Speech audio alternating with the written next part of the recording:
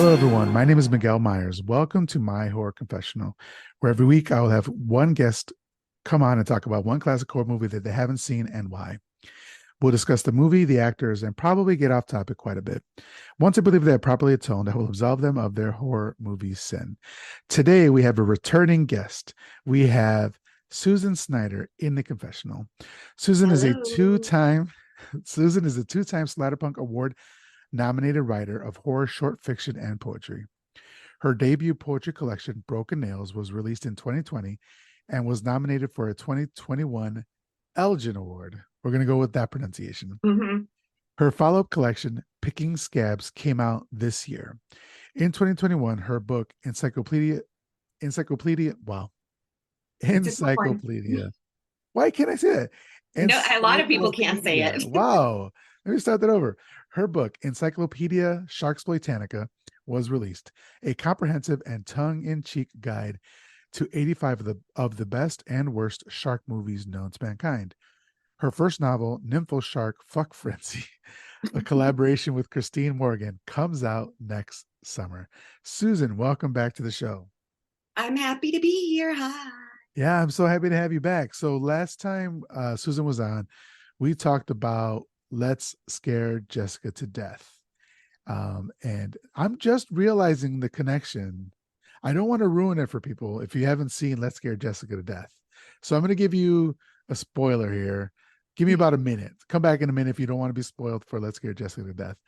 But so 5, 4, 3, 2, 1. Okay, you've been warned. So the twist in Let's Scare Jessica to Death is that it's vampires. I Mhm. don't know if you remember that, or were they actually vampires, or did they think that they're vampires? I'm forgetting now. It's been a while. Did Yeah, you remember? I think they were vampires. Okay, yeah, yeah, but They're it was vampire-esque. yeah, but you didn't realize it was a vampire movie until kind of Right. later on, and then you chose for this movie this week. You chose The Hunger, which is obviously a vampire movie, but I didn't realize that the two were both vampire movies. So, um, let me go ahead and end the spoiler right there. Okay. So Susan, so the last time we talked, I had just read your or it's a guide. I didn't read them all because it's a guide of books or movies, but I had your book, the Encyclopedia Sharksploitanica, and then we were talking about your novel coming out with um, Christy Morgan, Nympho Shark Fuck Frenzy.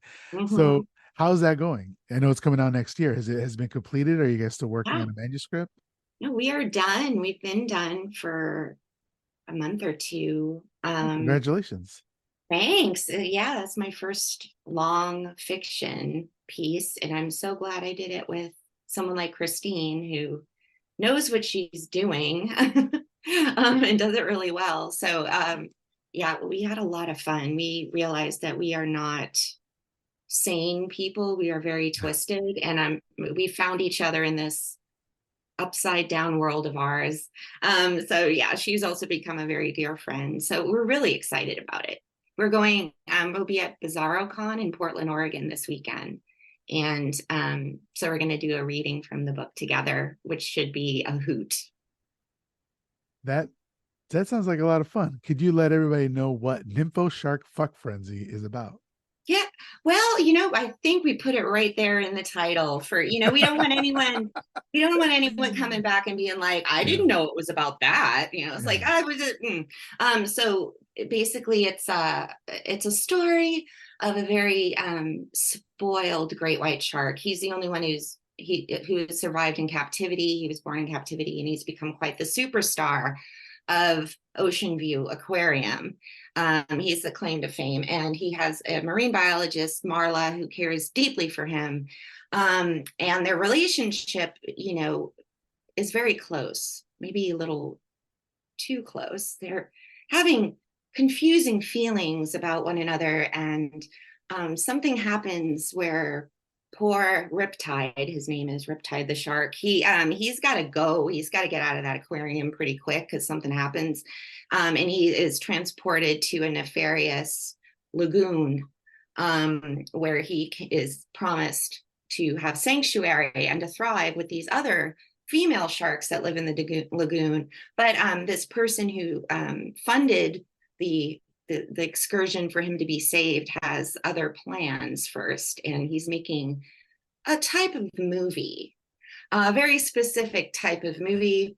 This is where the nymphos come in, and I'll just tell you this: it's a lot of fun. It's very entertaining. It's funny, but it is going into some very strange and sexy places that you never thought a great white shark should go. And there was a lot of logistics that we had to think about in some of these scenes where we're like, how exactly would that work? So I'm not going to give it away, like what we're talking about, but Nympho Shark Fuck Frenzy might, you can put the pieces together. Yeah. So yeah. That's if you're not interested in any of those words, it might not be the book for you. If you're interested in one or all of those words, this is for you. I mean, if you're not interested in that title and that book based on what you just described, I don't know if you're listening to the show. I don't know. Yeah, you wouldn't be listening to this anyway. Yeah. Sure. So, yep. Like, obviously, sharks kind of is a running theme in your work, right? So you have Encyclopedia Sharksploitanica, and you also have a YouTube channel, correct? Yes, I have a YouTube channel called Sharksploitation Sunday, and that is a lot of reviews and just funny commentary about shark movies. So it's kind of a sister channel to my book, but it goes a little deeper into some of these things. So it's a lot of fun. So you guys go check that out if you want a little chuckle or two about some of the shark movies of the past and recent ones as well. And recently, like, you've gotten on the radar of Dr. Rebecca McKendry. At first, as she found your book, and then afterwards, within the last couple months, she found out that you guys are writing Nympho Shark Fuck Frenzy, I believe, right? Mm-hmm. Yeah, she actually got a pen. We have promotional pens. It's so hot right now. So hot right now.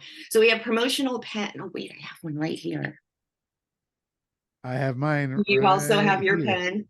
Yes. See, it gets around. Yes, It it's gets amazing. around. It's awesome. It's a slutty shark pen, much like Riptide. So that's a Patreon exclusive, by the way. So she got handed a pen by Jeff Burke when she was at a convention, and she just was like, what is this? I need this in my life. Oh my God. So she got a lot of other people excited about it. So I was really happy. She also got a copy of my Encyclopedia Sharksploitanica because she was one of the people who inspired me to write it. Because I was at Texas Frightmare weekend. She had a table there, and I don't know if she was still with Fangoria or if it was Blumhouse or what she was there for, but I asked her, I think I'm about writing this book. What do you think? And she's like, oh my God, yes, nobody's done this. We need to do this. And so like she kind of helped me, have the balls to actually go up to my publisher, John Baltusberger, Manasar Press, and convince him to publish it.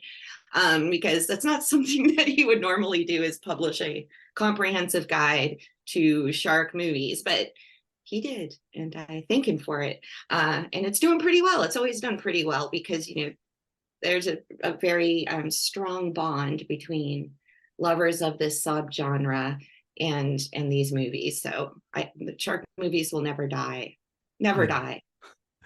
Well, also, I believe the reason why it does well is because your writing is funny and tongue in cheek, and it's even if you haven't seen the movie, it's fun to you could just read the whole book and just read your reviews and just laugh, right? So it's a testament to your writing. Sometimes, yeah, like I make myself laugh. Like I like reread it sometimes just to be like, I wonder what, because I'm just like, what did I say about that one? And sometimes I'm just like, I don't know what I was drinking or what was happening on that day that I wrote that review. But some of them are pretty funny, and I find it I go to self-deprecating humor quite a bit. So that's something it's always the best. Very familiar. Yeah. And so now I'm picturing us living in a world in which Nympho Shark Fuck Frenzy comes out, does gangbusters, gets signed up for a movie deal, comes out, and two things happen. Dr. Rebecca McKendry reviews it on her podcast, All the Colors of the Dark, and two, you then have to review it for volume 2 of uh, Encyclopedia Sharksploitanica, and both of those things being a possibility is like mind blowing and also awesome. I don't know if I can review my own. Sure, Yeah, I you can. have to. Yes, I You have to. can. I Yeah, totally can. self-deprecating is the only way to go, right? Well, if they're going to make a movie out of this, and Christine and I have already talked about who's going to be the voice of Riptide, I say Keanu Reeves. I think she's on board with that. So if we could have Keanu, if you're listening, Oh yeah, he's a patron. We're yeah, close. call me babe.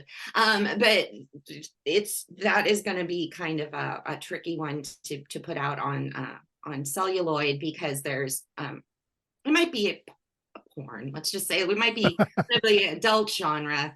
This is Well, I not for. mean, this movie we're gonna be talking about, there's some pornographic scenes in here, you know? Yeah, Yeah, it was. yeah. So, well, yeah. So I was just excited thinking about that, and I'm really excited to read.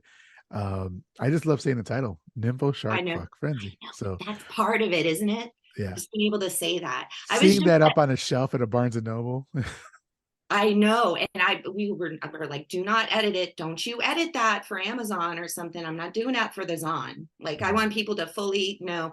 And I was just in Orlando at Universal and Disney World, and people were asking, like, what's the name of the book? And Nympho Shark Fuck Frenzy. Just blurted it right out to them. And oddly, even, grandparents and multi-generational Disney families found it quite appealing. So Yeah, that's great.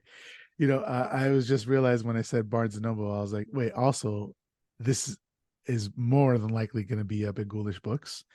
oh yeah. Then I remembered that Ghoulish Books is my new overlord, and he gave me something that I have to read, otherwise he will kill my cat, and I don't have a cat, so that's that.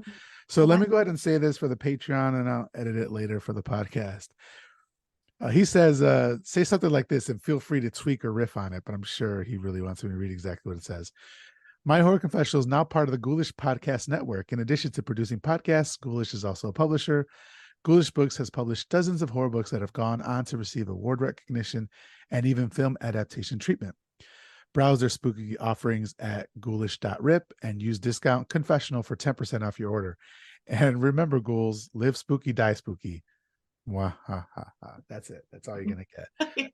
That's all you're getting, freaking Max. All right. So with that out of the way, so Susan has been on before. Like I said, we did Let's Scare Jessica to Death. So we went into her background here. So if you want to hear about Susan's background, go listen to that episode. But what I was curious is two things. One, why sharks? Like so much. What is it about sharks that fascinate you? And then let's start there. Uh, they're real life monsters. That's where it all started. When I saw Jaws when I was little, my dad said that's a real animal, and I flipped out. I blew my mind.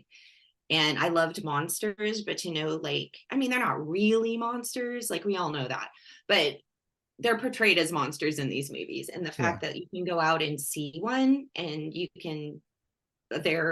exist. I mean, that's like a dream come true. I have a monster that really exists. And Yeah. then, so that drew me into it. And that's, of course, then I got a degree in marine biology and learned very, the thorough information about why they're not monsters. But that's kind of why I like shark movies so much, and kind of like, I like to circle, no pun intended, around the shark stuff, because they are fascinating. They're capable of doing such like extreme carnage to the human body, and they exist. I mean, it just blows my mind. So sharks are the bomb, and they have great white sharks especially, they just have so much personality. They are curious, they're smart, they're amazing creatures. So I That like sounds playing off that, and kind of staying in the shark. I don't ever Not everything I write's about sharks, though. Just want to put that out there. okay. There's other stuff. My poetry has no sharks in it. I have lots of short stories, no sharks in it. But now it's like I find, you find your niche, right? Yeah, And yeah. I'm like, listen, everybody calls me Shark Lady. There's no meme about a shark that isn't forwarded to me on social media. And, I'm going to embrace that and just, I'm going to Okay. stick with it. I like that. And I want to hear more about the marine biology stuff and maybe some facts and some weird stuff you can tell us about sharks. We can follow that up in the Sunday School Sessions, which is a Patreon exclusive show. So if you're interested in supporting the show, patreon.com/my horror confessional.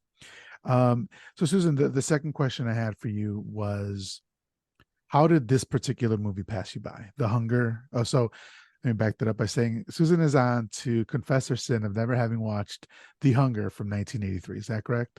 That is correct. Okay. And so how did this particular movie pass you by? So it came out in 83. I was 9 years old. So I hadn't found my goth yet. My goth hadn't, I'm 9. I didn't know. Mm. And also this don't think that my mom would have let me watch this movie.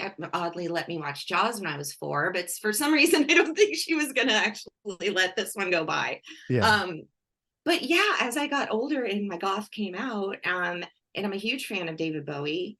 I have no idea why I never got around to it. I guess it's just like, like, oh, forget it. Like, how good could it be? Whatever. And then, decades go by and you're like, oh, what is it? Like 40 years old now. Isn't that bananas? Oh, wow. Yeah. It was 40 years 40. old. I didn't even realize that. Yeah, that shows how old I am. I already said I was 10. Okay, you can do the math. But well, yeah. So here I am about to turn 50 and I watched the freaking Hunger. Finally. I'm so glad I did too. Yeah. I'm glad you chose this one because I don't know. I feel like people don't know this movie as much as they should. And it feels like people believe it to be like a kind of a minor horror film, but like it's got so much star power behind it, and I think it's really well executed. So I'm glad that you chose it because I had seen it a couple years, yeah, a couple years ago by now, and I was just surprised at how mature it was for the time, and how well they kind of handled the sapphic love story, or I don't even know if you could call it a love story, but the sapphic angle on it, and the so that sort of stuff. So yeah, I was glad that you chose it. um so you were speaking about your your goth side. I remember I forgot about that part of it, but I remember you telling me now that you were a goth kid growing up, right?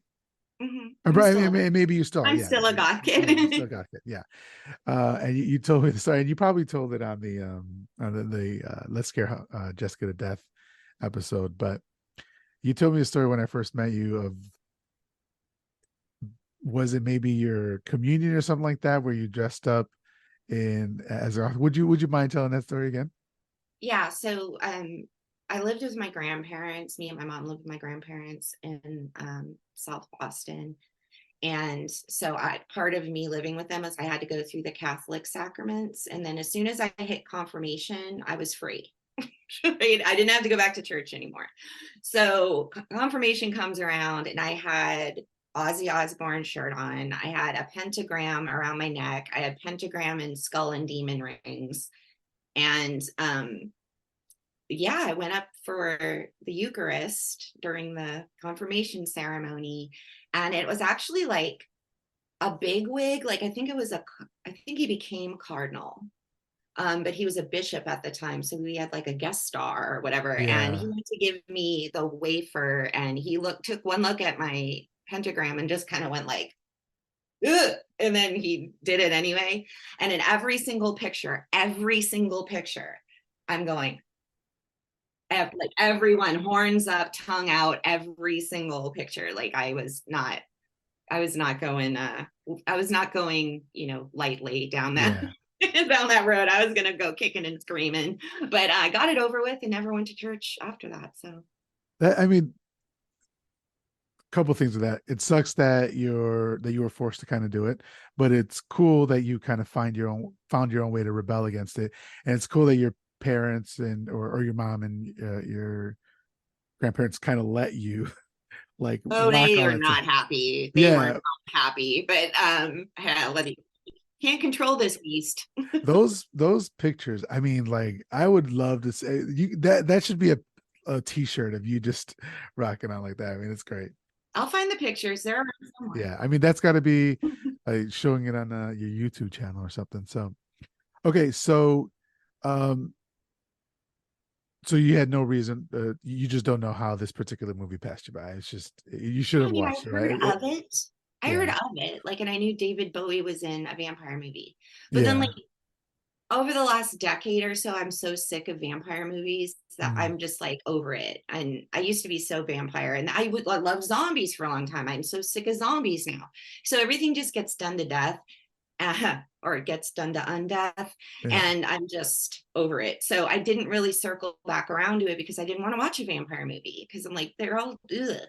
Well, this one, I don't know. I'm yeah, really glad that I finally watched it. Thank you for yeah. making me do that because yeah, it was something.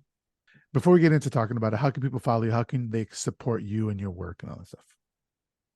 Well, you could go over to YouTube, subscribe to Sharksploitation Sunday, and yeah, just keep an eye out for my work. You can find it on Amazon. You can find it through Madness Heart Press. You can find some on Godless. So yeah, just go. You can go and buy my work, and then just watch the space for Nympho Shark Fuck Frenzy. We're hopefully releasing it July 4th next year because that's Jaws weekend, as we all know that. Nice. That's the high holiday. It's not Independence. Yeah, yeah, yeah. No, no, no, no. It's Jaws. That is the weekend that Jaws happened in the movie. So that will forever be why July 4th is important. Okay. And then how about socials? Do you have any Twitter, Instagram, or is Yeah, YouTube the best place? YouTube. I'm on Facebook, Sharksploitation Sunday. I'm on Instagram, Sharksploitation Sunday. You can't Cool. go wrong. Yeah. Sharksploitation Sunday everywhere. You're probably going to end up finding me coming on up. All right. So the other thing was a couple years ago, maybe at this point it's probably like 5 or 6 years ago. For Fourth of July, my wife and I are lucky enough to have a pool in our house, and we had our friends over, and at night we played Jaws, and we were swimming in the pool while Jaws was playing in the background, and we watched it drinking beer. That was really good. That was a lot of Yeah, fun. yeah, I love it. I love it, Yeah, love it, love it. I've done the Jaws on the water, in Lake Travis. yeah, I did that once. Yeah, Yeah, and I saw the Meg on the water, the first Meg, um, on the water. It's always fun to just float in the water when you're watching these movies. yeah, It's and a then like very real a experience. a beer can floats up against your foot. You're like, what the hell was that? Yeah.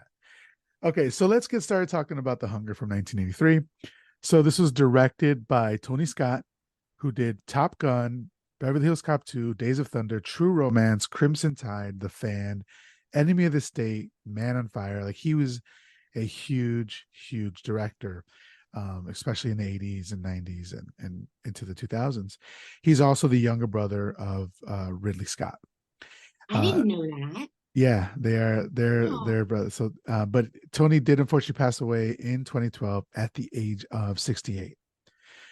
This was written by James Costigan and Michael Thomas. Michael Thomas, I'm not sure if you know this, but also wrote Lady Hawk. Did you ever watch Lady Hawk? I have not watched that. No. All right. So Lady Hawk is this absolutely wild movie from 1985 starring Matthew Broderick, Rutger Hauer, and Michelle Pfeiffer. And it's about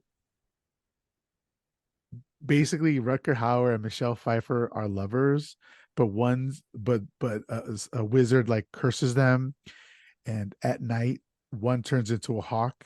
Well, Michelle Pfeiffer, Lady Hawk, right? Michelle Pfeiffer turns into a hawk, and Rutger Hauer turns into a wolf, and they can never be together.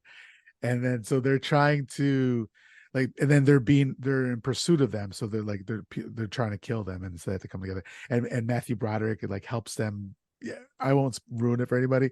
I had never seen this movie, but my wife loved it, so I saw it with her a couple years ago. I was like, this is the weird fucking movie. Okay, you had me at Rutger Hauer, first of Yeah, all. So okay, but yeah, I'm writing that down. yeah. So yeah, if you guys haven't seen it, I'd recommend it. It's not a horror movie at all. It's high fantasy, but it's fun and silly. So, and then also Whitley Strieber wrote the book that this was based off of, and he also wrote the book Wolfen, which was also made into a movie, starring Catherine Deneuve as Miriam Blaylock.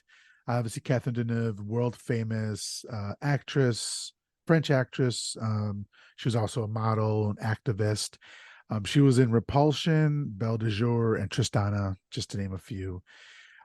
David Bowie was Ziggy Stardust as John Blaylock. He was in Twin Peaks, Firewalk with Me, Labyrinth, and The Man Who Fell to Earth. And he, of course, passed in 2016.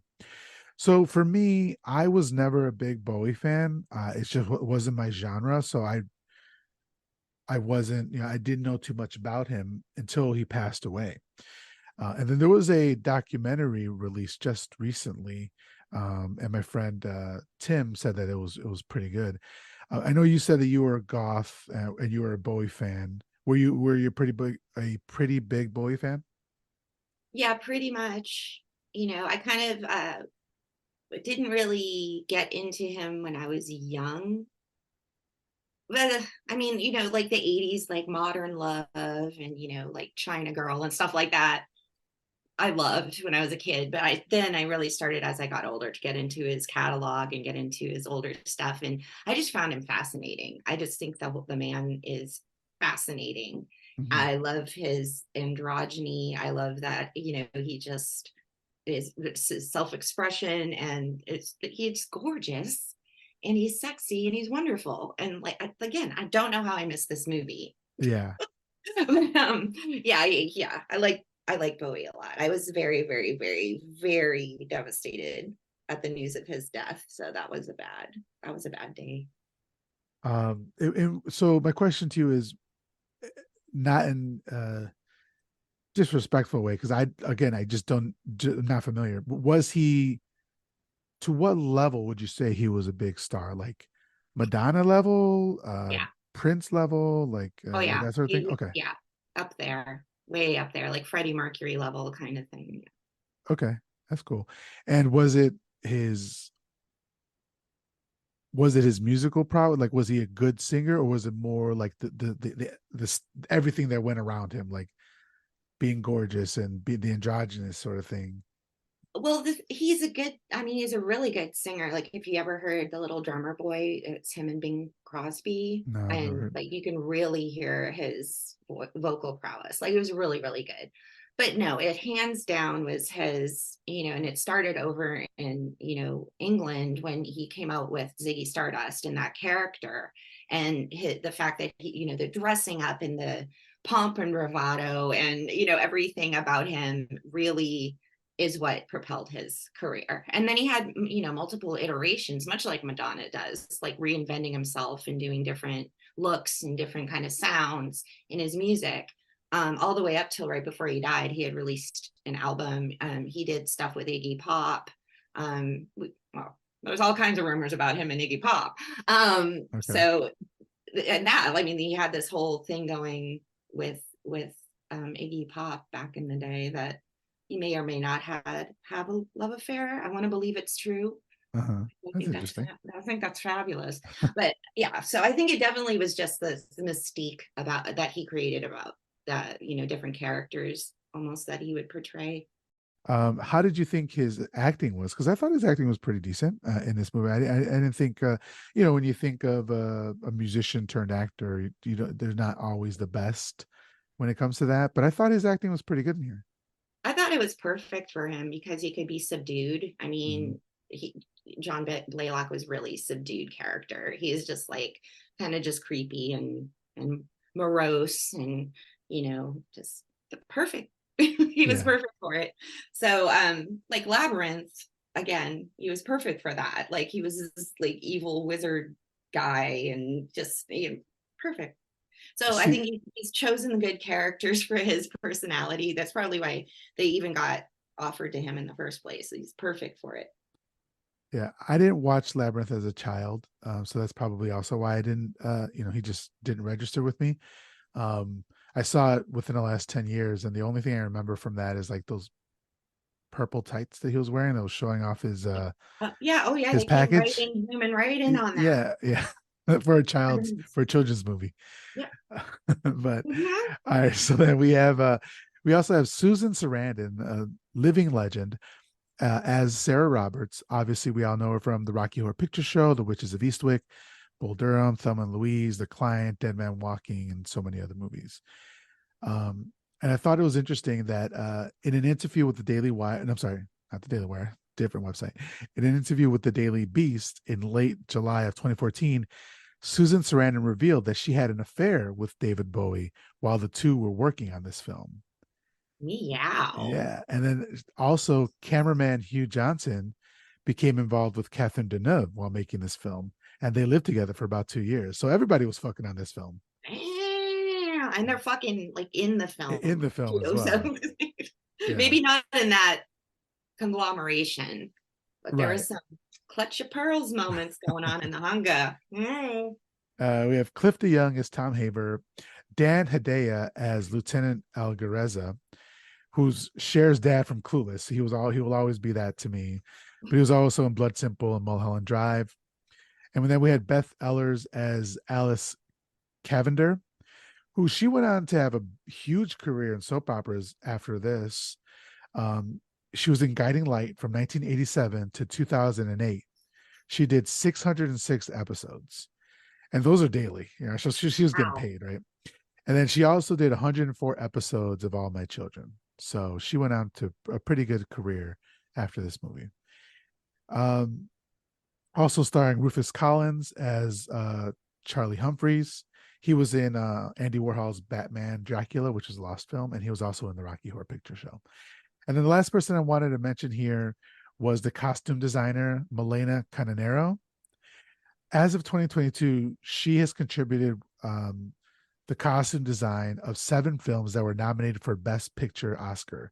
She did A Clockwork Orange, Barry Lyndon, Midnight Express, Chariots of Fire, Out of Africa, The Godfather Part 3, and The Grand Budapest Hotel.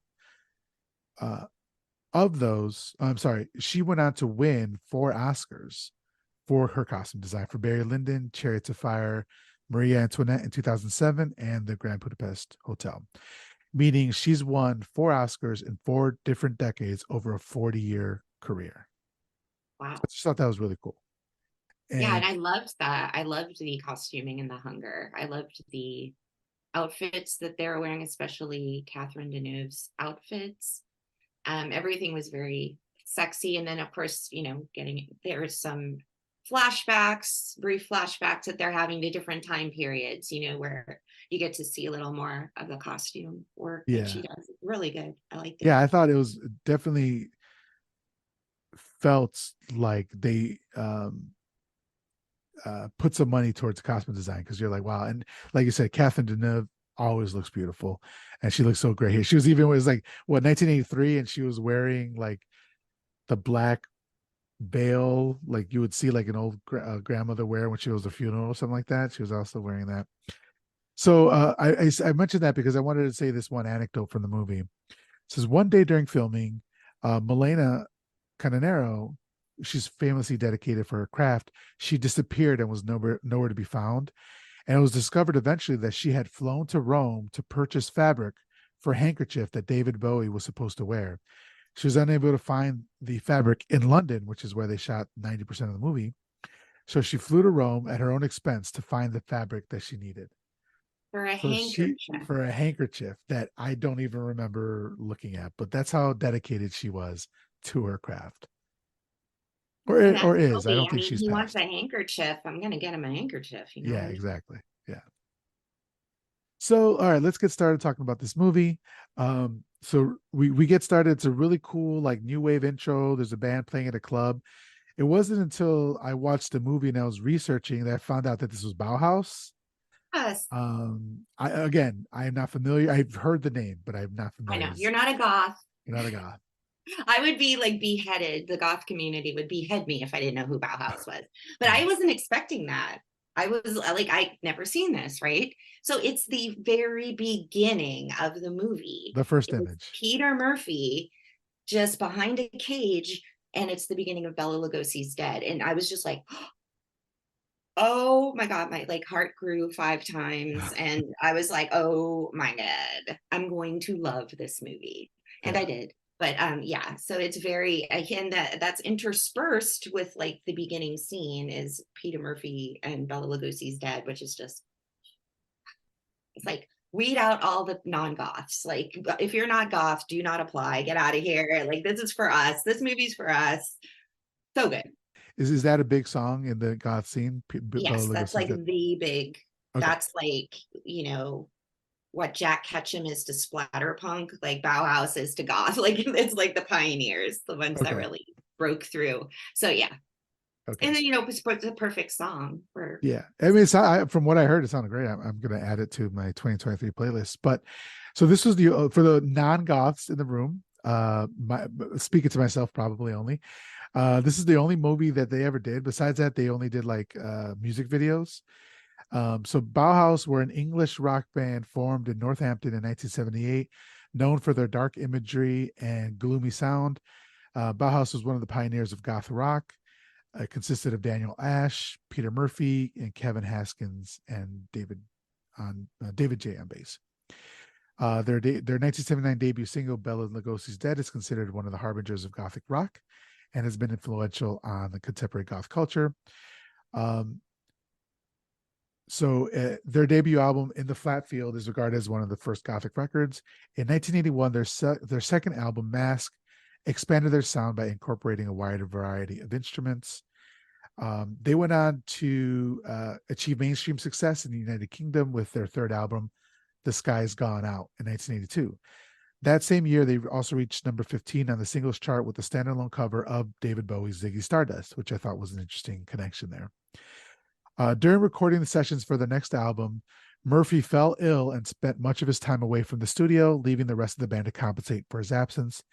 This created a rift between the singer and his bandmates, culminating in the group's dissolution on July 5th, 1983, 1 week before Burning from the Inside was released. I just thought it was funny because The Hunger came out April 1983. So they were only together for like 2 more months after this movie came out. and they don't show Bauhaus at all. They just show Peter Murphy.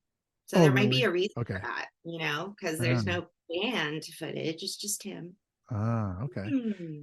And then Tony Scott discovered Bauhaus in a London nightclub and decided to put them in the movie. So that's how they ended up being here.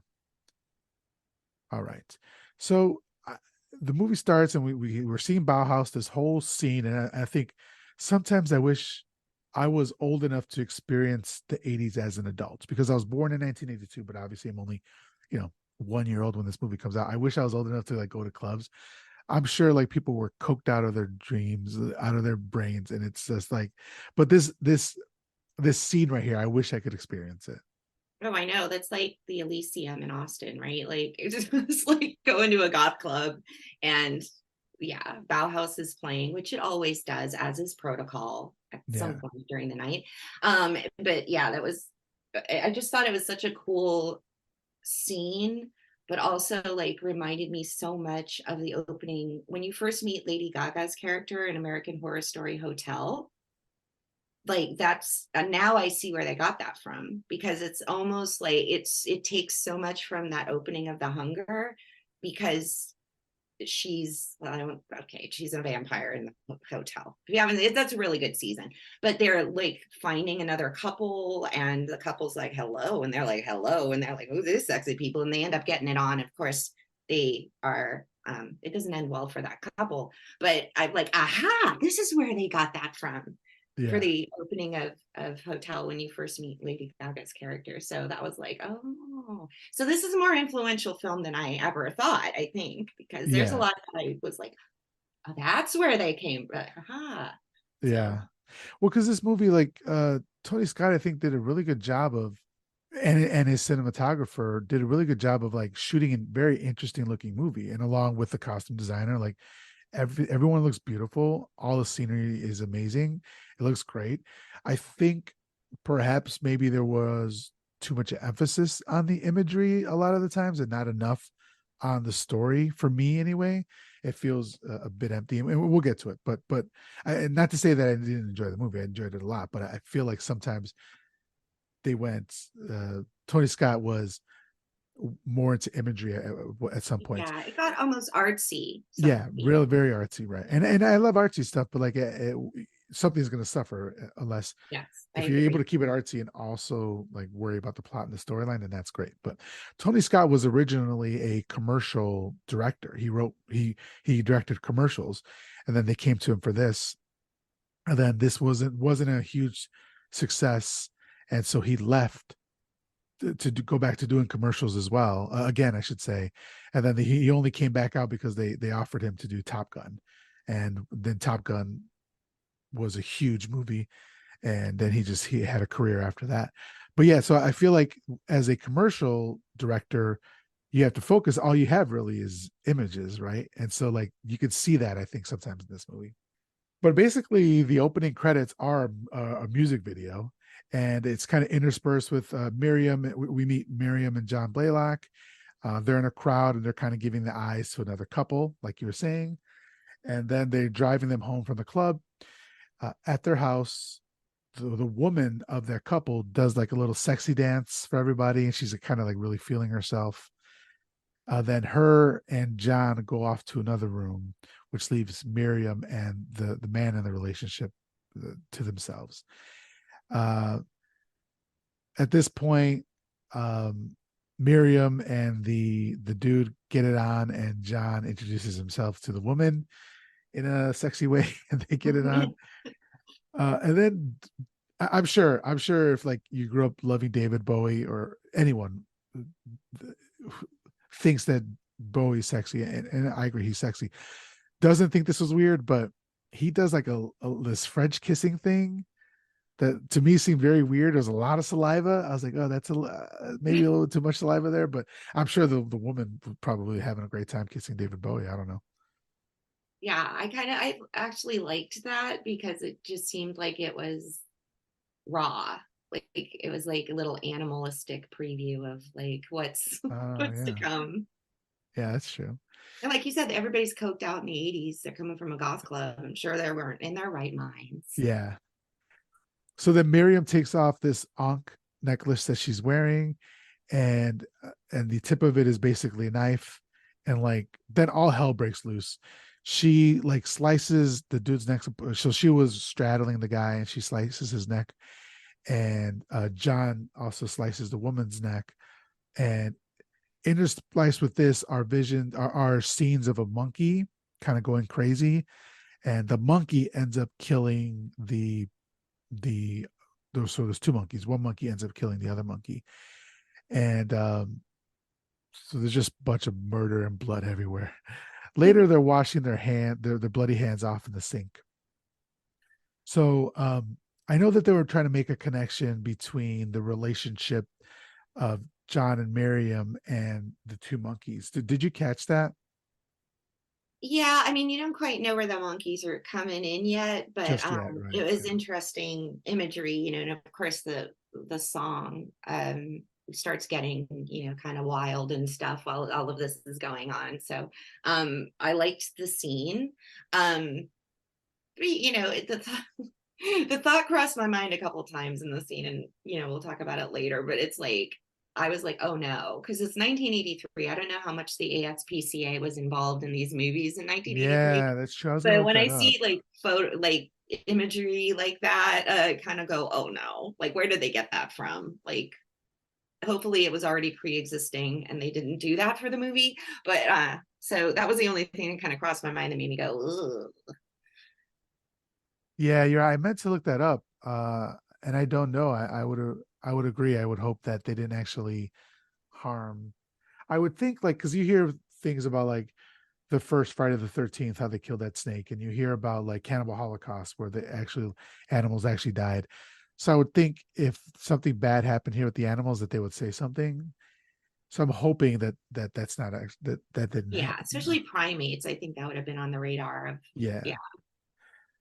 So then the next morning we meet Sarah, played by Susan Sarandon. she's a researcher and a doctor. She just found that the one monkey has killed the other monkey and partially devoured it. Then we see like these beautiful shots of the Brooklyn Bridge as John and Miriam go home the next morning with the couple's bodies in the trunk of their car wrapped in plastic. They then burn the bodies in an incinerator that they have in their home. Later, as they take a shower together, John asks Miriam forever, like forever and ever, just over and over again, asking her, but she does not respond. So right away, like you have a feeling she's kind of distant to him, or there's a power imbalance here. You could tell that she has Mhm. the power in the relationship, which is great to see. Because a lot of times, especially in movies, it's the other way around, where the man has all the power and the woman is the one who's subservient to him. And even there's even like an image, one of the posters for the movie, where like David Bowie is standing up straight and is kind of like doing one of these things where he's touching his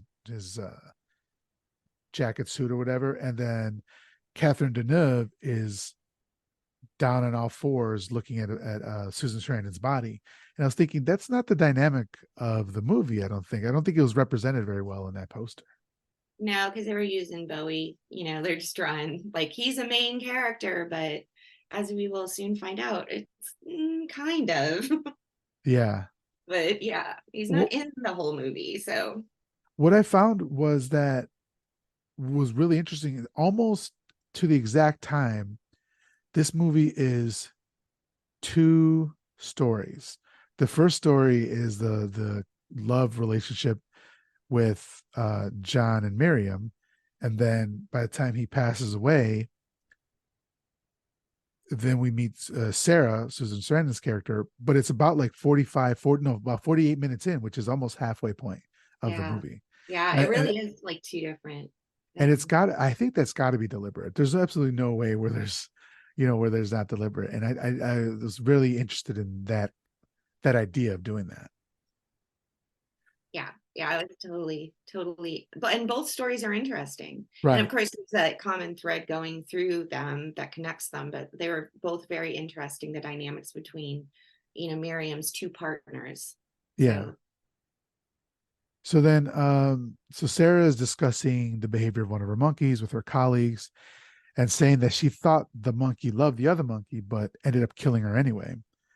And again, interspliced with that is images of John kind of thinking back on his life and flashing back to when Miriam turned him. And it looks to be hundreds of years ago. He looks to be like a stable boy with the long hair and all that sort of stuff. yeah, yeah, Um, so I guess they're kind of saying, with the monkeys that I thought the way they were shooting it, because at this point we don't know, but I thought that they were saying that perhaps John didn't really love Miriam or was willing to kill her or let her die, but in fact it was the other way around. the other way around, right? Yep. So then Sarah is watching this video, and she's saying that the internal clock begins to speed up about the age of 5. I guess they're watching an interview. I'm sorry, with Sarah talking about basically the fountain of youth and this disease that children have, and they are visited by Alice, a child who takes a picture of them, and Alice is a girl who lives across the street or something and comes for, we'll find out later, she comes for music lessons. I think it was Monday, Wednesday, Friday of every week, something like that. So Miriam plays the piano, John plays the cello, and Alice plays the violin. And then John makes a mistake and has to stop. And essentially, he's having trouble sleeping and focusing. So this is our first inkling that something's kind of wrong with John. But then Alice offers him some quaaludes and says that she stole them from her mom or her stepmom, and she just has them all over the place. That's definitely feels 80s to me. Just like this little girl going over to somebody's house on an unchaperoned, by herself, and it's like feels like a turn. What do they call like a turnkey kids or whatever? The kids Yeah, who are just like raised themselves. I was one of yeah. those. I was too. I was Yeah. one of those. No quaaludes though, but No, no quaaludes. No. And we couldn't turn on the stove. All we could do was the toaster. They let us use the toaster, and that was it when we're home alone. It's So we wouldn't. limitations, Well, man. they But wouldn't you can start do a any lot with a fires. toaster. What was that? You can do a lot with a toaster. Oh yeah, definitely. Yeah, we would. We wanted to make bagel sandwiches with cheese, and so we would take a knife and hover the cheese. They put the cheese on top of it and hover it over the toaster so it get nice and warm and like almost melty. Then when the toaster popped up and the bagel was ready, put that bad boy on there. You're good to go. There you go. Or also, this is Innovation. also where I learned my famous recipe for bread balls, which is literally just a slice of bread that you shape it to the form of a ball and eat it. And I introduced it to my wife when we first met, and she's like, "This is the saddest thing I've ever seen in my whole life." And then after a while, she's like, "Could you go make me a bread ball?" I was like, "Hell yeah, I'll make you a bread ball." It's just a huge carb dump right in your mouth really quickly. I wouldn't kick a bread ball out of bed. So then David is looking at himself in the mirror and he starts to see some age spots. Miriam goes to Sarah's book signing and kind of like physically, or not physically, like projects something in her mind. What is that called? Like Oh, glamour that she's is that glamoring. glamoring? Okay. So she glamours to her, and basically Sarah says, "What did you say?" And Miriam says, "Nothing, but I'd like to talk to you later." And then she walks away. And at this point, what did you think Miriam was doing with Sarah at I this mean, point? I clicked into it pretty early, like she's going to replace Okay. John with with Sarah. And she was, just scoping it out. But also, the other thing involved with Sarah is she is an expert in aging. Like she's an expert in trying to reverse aging. Yeah. So I thought that was interesting, but I don't think that they went far enough with that. And to me, it was just like confusing, like to have Sarah be this scientist and then the scientists would come in and the monkeys and all that. So I'm not exactly sure, and we can talk about this later, but I'm like not exactly sure what they were saying with that. I have an idea, but it was just kind of a little bit quirky. Yeah, What it definitely seems like an afterthought, right? Like they realized that their story was kind of two-dimensional and they needed another aspect of it, but it Yeah. wasn't well thought out. Or maybe there's stuff on the cutting room floor that got cut because it just seems like more information was missing from there and whole like storylines just got dropped.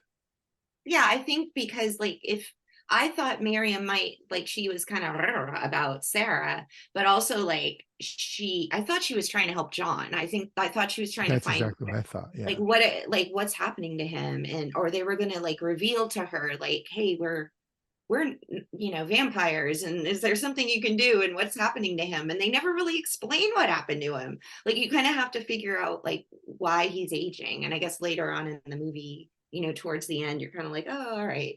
But she is that, it turns out, unless they made it this way, but I think you're right, there's stuff on the cutting room floor.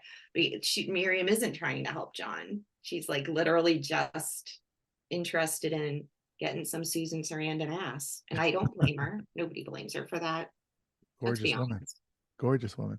Gorgeous woman. Yeah, that's what I thought. Like, I think she maybe used her specialty as a guise as to why she would visit her, but definitely she was like, no, I want a piece of that.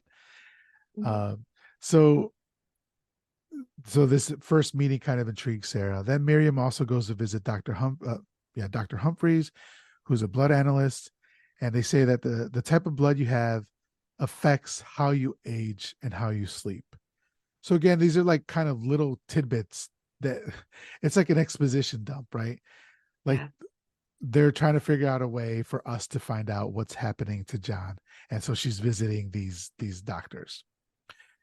In the meantime, John is kind of, I felt at the time, I didn't remember what the extreme that happens very quickly. So I was like, he's kind of moping about his aging. It's like, come on, man. You're still a beautiful man. You have a couple age spots, you'll be fine. Whoa, Well, whoa, was I wrong? What was I wrong? So Miriam then tells him that she went to see Dr. Humphreys and that they don't know anything, that they're just guessing. I find it interesting. I don't think that she mentioned that she went to go see Sarah. So I thought that was kind of interesting. Um, And it then, very much again like was like she's not like she didn't seem like she's helping John. Like that's not why she was asking about like the blood and stuff. She's just like legitimately curious. right. But it's like she has a very self-serving motive for it. Like she's just really curious, like what is going on? Mhm. Maybe how can I make it stop? But it didn't seem like it was anything that was like she was going to go help John about. And she seemed like she was very nonchalant about it when like she comes back to John and he's old as fuck. Yeah, Like she and seems like, yeah, oh well. she's very emotionally detached, kind of as well. And we come to find out that she's probably, I think, some like 6,000 years old at this point. And so the I mean, we'll just go ahead and spoil it because if you haven't seen the movie, that's fine. But eventually, we find out that the vampires that she turns lives to be about 300 years old. And if she's always like she's basically a monkey swinging from tree to tree, she never lets go of one branch until she's got the hand on the other branch, the paw on the other branch. She's always got somebody lined up next. So like every 300 years, she's had to go through this process, and we find out later on she's got a secret hidden up, so she at this point she's probably so emotionally detached from the process that she can't. There's nothing she can do. Like she doesn't really feel too much anymore. I don't know. That's just what I was taking from it. Yeah, So she was like she's resolved, right? Like she's just like, here we go again. And he's even asking her at one point, like, well, what, like, how long did it take the last one? yeah, exactly. That's She's this like, I next step don't right here. remember. I don't. He's like, you would remember something like this. Like, how long? I don't know, a week.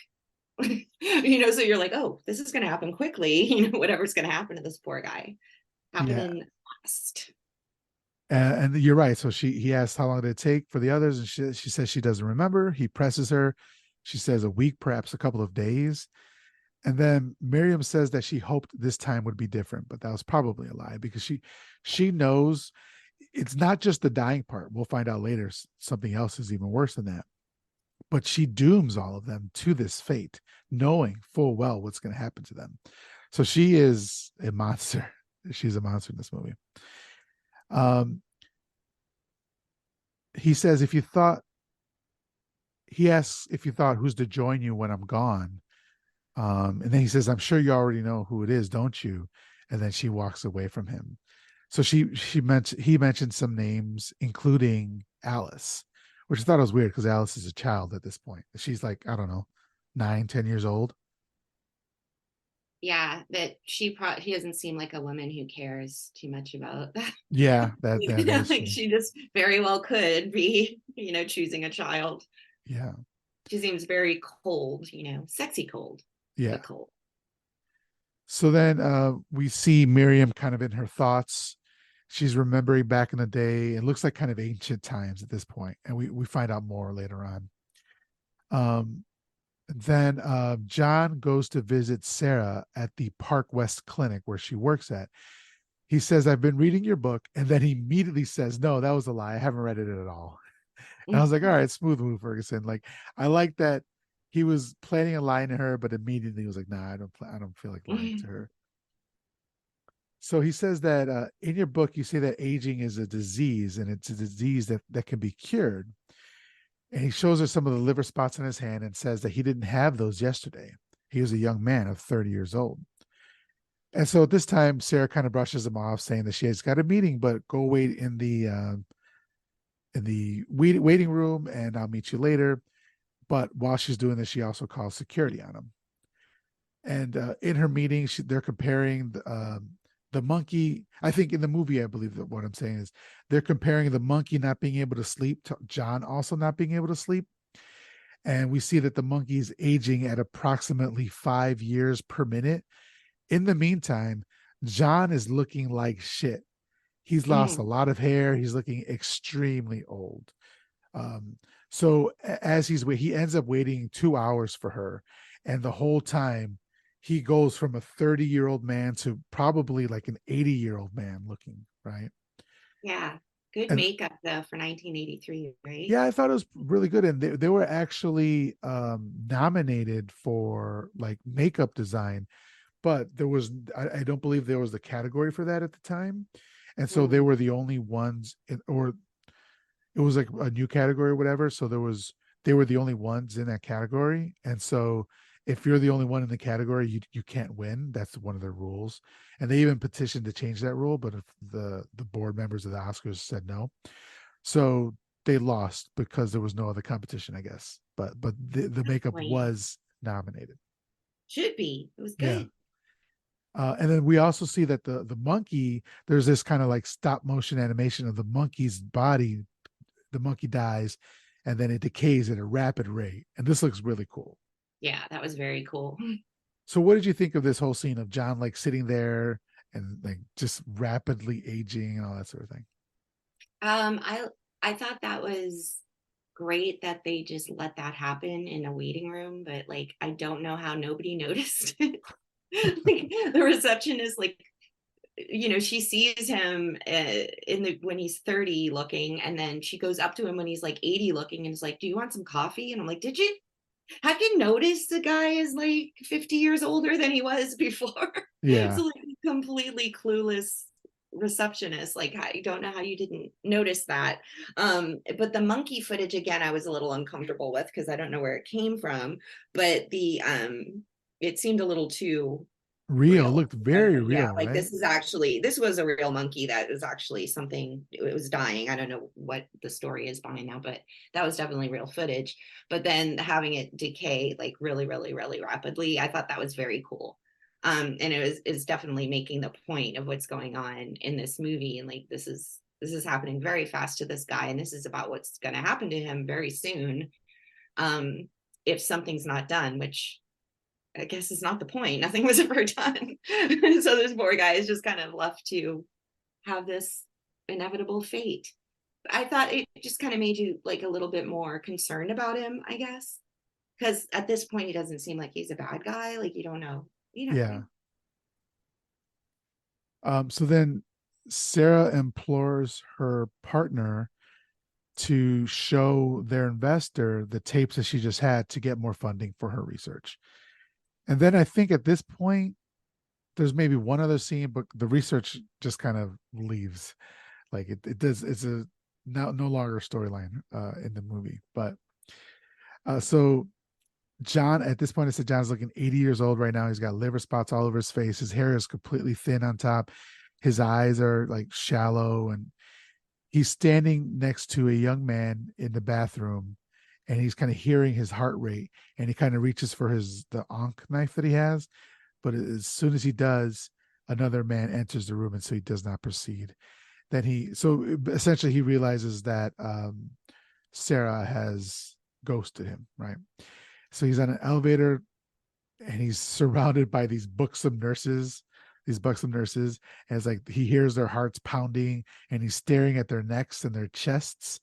It's like I've been in like public places where I've seen really old men eye humping younger women. And I was like, nobody's saying anything. Like they're just letting it happen. I don't know. It's just so weird, but also accurate. Mm-hmm, mm-hmm. Of course, most old men in elevators don't want to actually physically consume the women. Well, maybe, I mean, who knows? Yeah, Who who am I to knows? judge? But yeah, I don't know what kind of thoughts are going through old men's heads in elevators. Yeah. So then I just don't want to be a horny old man when I get old. I just don't want at some point I hope it just turns off. And you're just not like I just don't want to be the creepy old man who's like looking at 20 or 30-year-old. It's like, oh come on. Just wear dark glasses. Just You'll wear be fine. there you go. You'll That's be true. fine. Yeah. Not that I encourage that behavior at all, but Right, exactly. At least don't be obvious about it or something, or don't don't be make people obvious. uncomfortable. Right. It's fine to like notice a person who you perceive to be beautiful and all that. Just don't be a creep. Don't make them uncomfortable. Yep. So as John is leaving, he runs into Sarah and says that you thought that I was just some crazy kook, didn't you? You had me wait for 2 hours. And Sarah sees how much he's aged and pleads for him to stay, but he ends up leaving. In the next scene, someone is kind of rollerblading in an empty warehouse. Not rollerblading, roller skating, right? Different. Is roller skating in an empty warehouse. They got a boombox. Uh, and I thought, wow, this looks so 80s to me right now. This looks pretty good. And do you remember what happens here in this scene? Yes, first of all, I was an avid roller skater in Okay, my youth, and I used to kind of do those kind of moves he was doing. And right. this is also the Stooges song called Fun Time, which the Stooges, Iggy Pop, hello, we're coming back. I don't know if Bowie like put that in there, Uh-huh. but it was like, aha.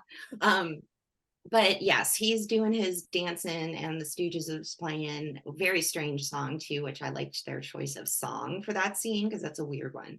And this poor old John, comes a waddling in, and he throws him up against the wall and takes his ankh and he slices his throat. And this he's weak at this point. He's much older, he's aged, so he's not able to fight this kid off. So the kid ends up getting away. And he's just sitting there grabbing his neck like, wow, you just cut me, man. And this poor old man is just waddling up the stairs really slowly. Yeah. trying to escape, but it was like the slowest escape from a attempted homicide I've ever seen. So I took it a bit differently. So yeah, so the kid, the man, with however old he is, I don't know, he's skating, and then suddenly John like throws him again, slashes his throat. But the dude has it's a long he has long hair, and I thought it was a girl, and then John John throws him up against the wall, slices his neck, and at that point, I think he realizes it's a boy. They're a See, I boy. didn't think that at all. You didn't think that at all? I Okay, thought like he looked like a boy. I he looked like a don't boy. know, Okay, he looked like a boy to me. maybe it's just the long hair threw me off. But so I Yeah, took it that he thought it was a girl, saw that it was a boy, and then left. Was like, I don't want to. I thought it was some sort of homophobic thing where he didn't want to bite another a male or whatever like that. So, but maybe I'm wrong because you but in the recognize bathroom he was thinking about biting a guy, so I don't think that was the case that's because true. Yeah, you're he's right. a free-for-all vampire. Like he didn't, Okay, I like that. That all are welcome, and certain and children, turns out. I mean, so yeah. Okay, yeah. That was terrible. yeah, I So got giddy. yeah. Yeah, it was terrible. So then he like you said waddles away. Alice goes to visit Miriam, but she is led into their house and doesn't recognize John at first. But so John lets her in, and she asks if you're John's father, if he's John's father, because he has the same eyes as John.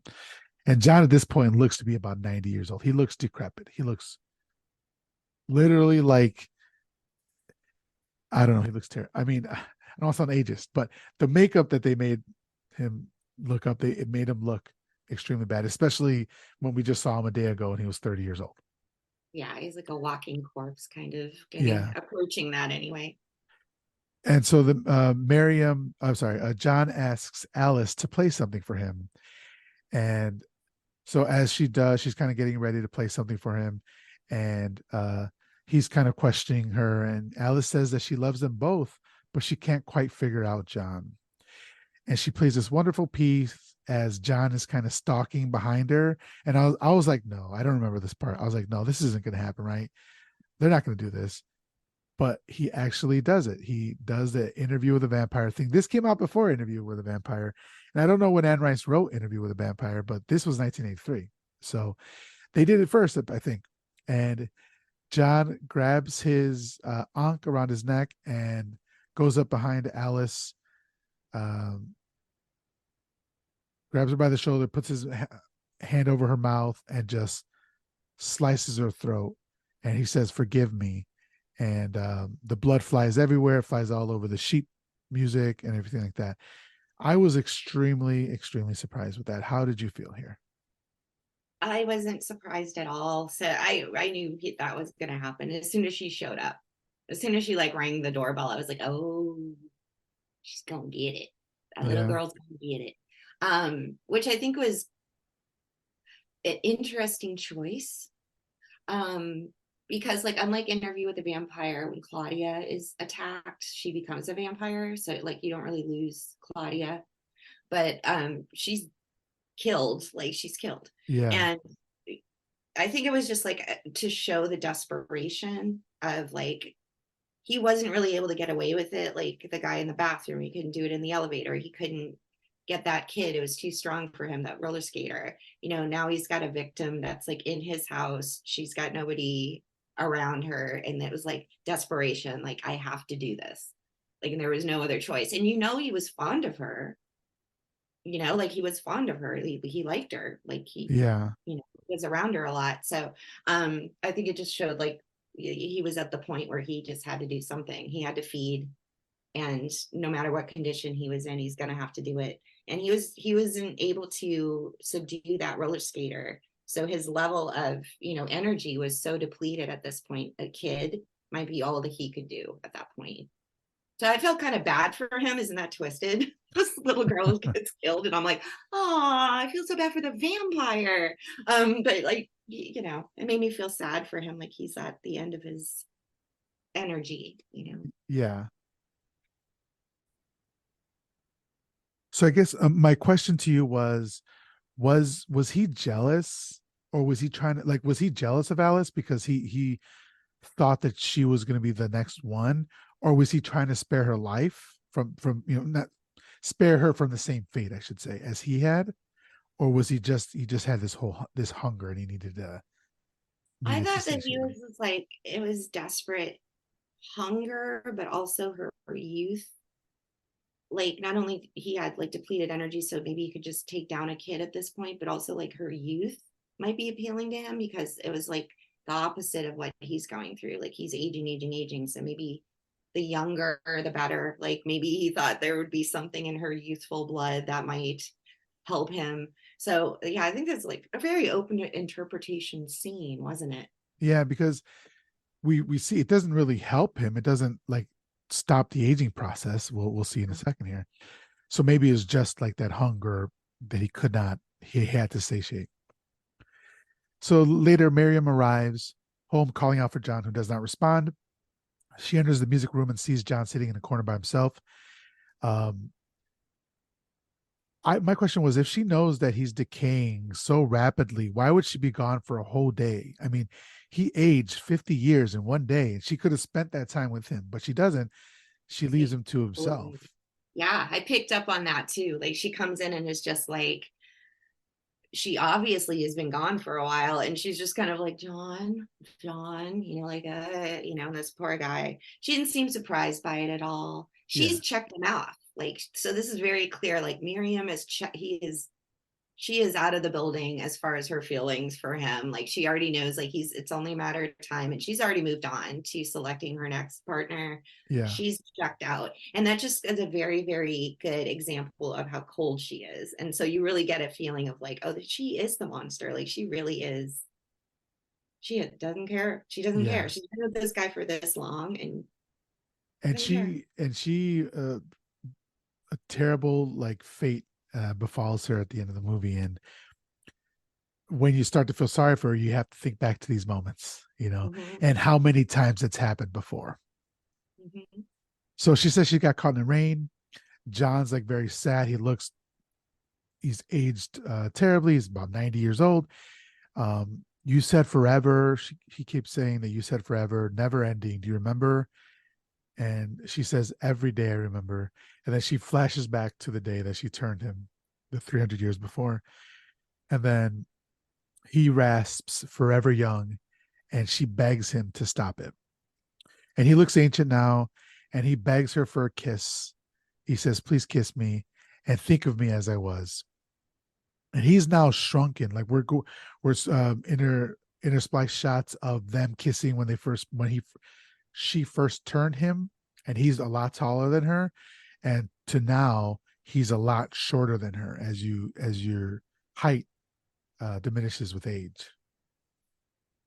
So I thought that was a pretty great shot to see back to back.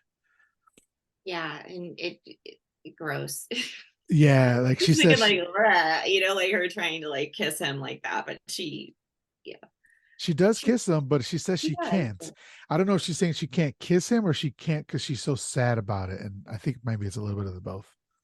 Yeah, I got the feeling like it was a dismissive, I can't. Okay. Like I can't with Yeah. you. Like I just can't, you know. Yeah. But very shortly you kind of she might feel slightly bad about what's about to happen. Because you know, he goes on to kind of ask her, you know, put me out of this. Like let's end this. Put me out of this misery. And she's like, I can't. Yeah. She keeps just saying, I can't. And there's no release. There is no reprieve from this. I can't.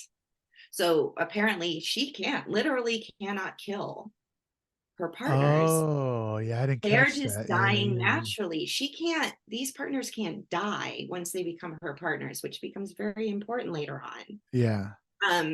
But so yeah, so she's just like, suck it up, buttercup. Yeah. So at this point, we're thinking that she says she can't because emotionally she can't. She loves him too much. But we find out later that that's not the case. I forgot about that part. Yeah. So then Miriam notices one of Alice's Polaroids on the floor and says, "What have you done?" Later, I'm grateful that we didn't have to see Alice's body like dead Yeah, body. that was kind of nice that they didn't get into that part. Yeah. We see that she's incinerating Alice's body, but we don't actually see that part. John again begs to be killed. She says she can't. John falls down the set of stairs, and Miriam does like the most ineffectual jog to him to see if he's okay. Okay. And she says that there's no release. Humankind dies one way, we another. Their end is final, ours is not. In the earth, in the rotting wood, in the eternal darkness, we will see and hear and feel. At this point, we don't know what she's talking about, but we're about to find out. But that thought of seeing and hearing and feeling in the earth, in the rotting wood Mhm. for eternity, like, and she knows that, and she has doomed John and countless others before him and countless others possibly after him to this same fate. That's what we mean when we say she's a monster.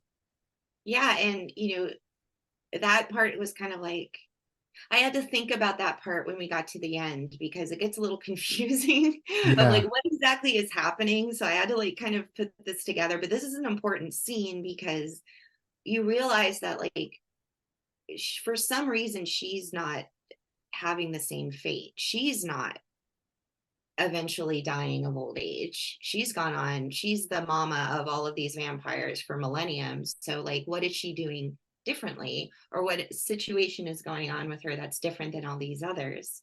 So that's kind of like a good indication of, you know, if you're into vampires, that she's kind of the mother vampire. Like she's the vampire who's created all these vampires. So she doesn't have the same fate. But if something would happen to her, you know, for something to happen to her would have to be, you know, a pretty strange circumstance. But you find out she can't kill them. She can't put them out of their misery. Um, and that becomes important later on in what happens to her, I think. But Yeah. it's cryptic. I think I've got my theory, but this was an important scene to plant the seeds of what's going to come on later. So when you Yeah. get to this scene, y'all pay attention. So then she carries him up the elevator. So that's how, well, we find out she's kind of stronger. So I'm sure she could do this to a grown man, maybe, but like it looks like he's so little in her arms. He carries him up the elevator, this room filled with doves. I thought, what a weird room to have in your home. Maybe it's like an open air room. And she lays him down in the center of the room. They're gently under like the circular window and the circular beam of light on them. And it's a beautiful shot. And also, they're not we didn't mention this, but they're not vampires in the traditional sense that we come to know vampires. They do go out in the night. They don't have fangs. They do eat, feast on blood, but that's and she's more powerful. But that's about it. You don't really, the crosses don't really bother them. That we don't see that. We see her reflection in mirrors, all that sort Yeah. of thing. So this isn't a traditional vampire story. And so she lays him. I'm sorry. Then she lays him in a coffin, but we realize he's still alive. He's actually, they even show that he's wet himself and he's still breathing and blinking and stuff like that. And she covers the coffin and then places it next to another coffin and mentions the name of one of her former lovers and says, "This is John. Comfort him, all of you, all of my loves. Be kind to him tonight." And there's probably half a dozen coffins there. Yeah.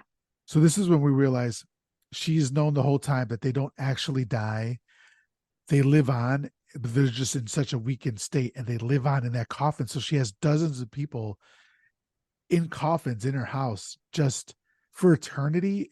That is such a horrible fate. And they're all aware of what's happening to them, Yeah. after they die.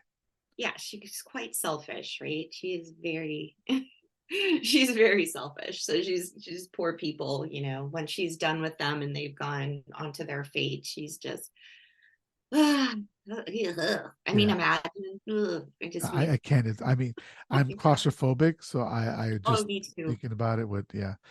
But so this is when I noticed that, like I said earlier, half of the movie was dedicated to this love story with John, and now the rest of the movie starts with this story with Sarah, and it's exactly the halfway point. So if you're watching next time you're watching the movie, I would implore you to just take a look at the time. Everybody talking to everybody, take a look at the time when this starts. So Sarah has come to see Miriam. She says that the time it came to see her yesterday there was a misunderstanding. Miriam tells her that, oh, I'm sorry.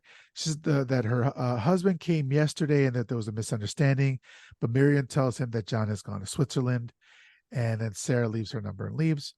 As she leaves, the detective comes to interview Miriam about the missing Alice. In the meantime, Sarah almost gets run over by a semi truck, but Miriam kind of sees in her mind's eye that this is happening and kind of protects her telepathically. Is this glamour? Is that what you said it was called?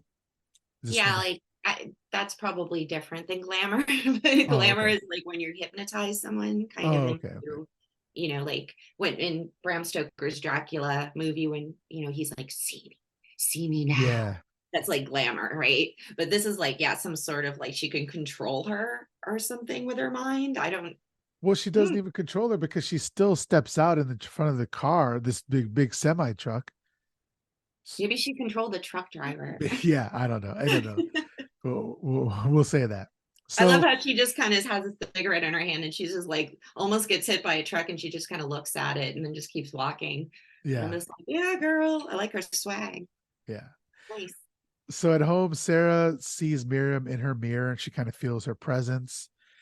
And in her dreams, Sarah cries and then she suddenly awakens and Miriam is also crying. So Miriam is kind of fucking with her head to make her, like I said, do this glamour sort of thing. And Sarah lays in bed next to her partner, but she's thinking of Miriam. And then later, the next day at work, Sarah picks up a phone thinking that it was ringing, but it actually didn't ring.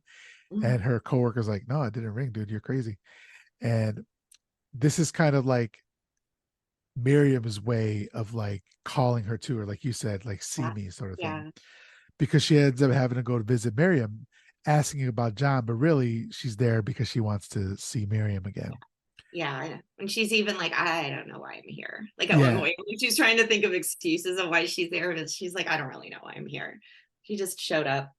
And she's like, Power of the she's, sexy. yeah, like both of them together. It's just amazing. And the chemistry that they have Mm-hmm. is amazing. The two of them together. So she invites her in, and then Miriam's kind of showing her around, and Sarah notices this sculpture and says it resembles Miriam, and it's this ancient, like Greek-looking sculpture sort of thing. A kind of another hint to how old she really is, because Miriam says that sculpture is at least 500 years old. So then she offers her sherry, and Sarah says, "I don't like sherry," and Miriam says, "Oh, you'll like this one." And so she takes the sherry and she's actually drinking it. And Sarah and they're shipping this. Sorry, they're sipping the sherry, and Miriam's kind of just playing at the canopies, and they're kind of flirting with each other. And Sarah inquires about Miriam's the Ankh pendant. She says that it's Egyptian, the symbol of everlasting life. And then Miriam goes on to tell this story about a song that she's playing called Lock Me, and it's about two women. And Sarah asks if it's a love song. And Miriam says, I suppose it is, if you'd like to see it that way. This is where Sarah asks her if she's making a pass at her. And Miriam says that, not that I'm aware of. And so she's kind of like giggling. So Sarah spills some sherry on her white shirt, which appears like blood red on this white shirt. But sherry isn't blood red like that. It's like a clear liquid. So almost. So I didn't get that part. But this is when the And sexy then starts. it starts to come out. Yeah. Oh, hey, nanny, nanny. She removes her shirt. And there's a lot of slow glances in between Miriam, and she gives her another shirt to put on. In the meantime, uh, Susan Sarandon is naked. So in this scene, it was originally much more male centric, like 80s bimbo vibe, where they're like in lingerie and stuff like that. But Susan Sarandon said no, she didn't want to play it like that. She came up the scene of her spilling the drink on herself and removing it slowly, and then slowly her touching and caressing Catherine Deneuve, or I should say Miriam, and Miriam's caressing her. And then they also wanted Sarah to be drunk in the scene, but Susan said no. She's not gonna be drunk. She's like, nobody would have to be drunk to bed Catherine Truth. Deneuve, right? Truth. No matter what your sexual orientation. And she thought it was much more interesting if she went voluntarily. Yeah, And so, to his credit, Tony Scott let her, shot it that way. But I love that Susan Sarandon like stood up for her character and what she thought would be right for it, and it makes for a much more interesting, like a better scene. absolutely. Yeah, there's a power in Sarah's character. Like her, yes, she's got that kind of influence going on in her mind, but she also, she's there on her own free will. She seems like she kind of is flirting back. Like she seems like she's got still enough of her mind working that she understands what she's doing. Like Yeah, that, and the love scene that comes to follow that is it just seems like it's a consensual thing. It doesn't seem like Miriam is totally controlling her into doing this. It seems like it's more consensual, which is a kind of a change from what you typically see in vampire movies, where it's an overpowering, almost assault on the other person, like it's a victim. And this yeah, seemed like it was more of a partnership, and that's what Miriam's looking for, right? She's not looking for a victim, she's looking for a partner. So it seemed like they were on equal ground almost. I didn't feel like she was getting assaulted or anything by Miriam at all. right. And so now that they're kissing, they migrated to the bed. The bed has a huge mirror propped up beside it. I'm like, oh, you are very confident in what you got, Miriam. If you just want a mirror right there. And so they make sweet, beautiful love to each other. While the lovemaking is happening, there's this beautiful angelic choir music. But suddenly we start to hear discordant sounds as Miriam bites Sarah in the crook of her elbow. And I feel like the crook of her elbow is crook of your elbow is a very sensual spot. There's a lot of like nerve endings there, and so we're used to it being like the neck. But I feel like the neck, maybe Miriam saves the neck for victims, and like the crook of the elbow is kind of where she does with her, like you said, her partners. It Yeah, feels there's more very, intimacy. yeah, Yeah. very intimate. Exactly the word I was just about to say. Yeah. So, But like let's just, hey viewers, this is a lot of nudity. yes, Susan Sarandon is known for a lot of things, and one of them, which I may or may not agree with her being known for this, but is her boobs. She's got fabulous ones, and damn it, Janet, that's all I gotta say. Like this is she looks good. They all look good, very yes, they good. all look great. This is not a time to go to the bathroom, folks. This is a time where you need to sit in front of the movie and watch. Yeah, and it's shot beautifully. There's like drapes or sheets or whatever they're called, like flying in the wind and all that sort of stuff.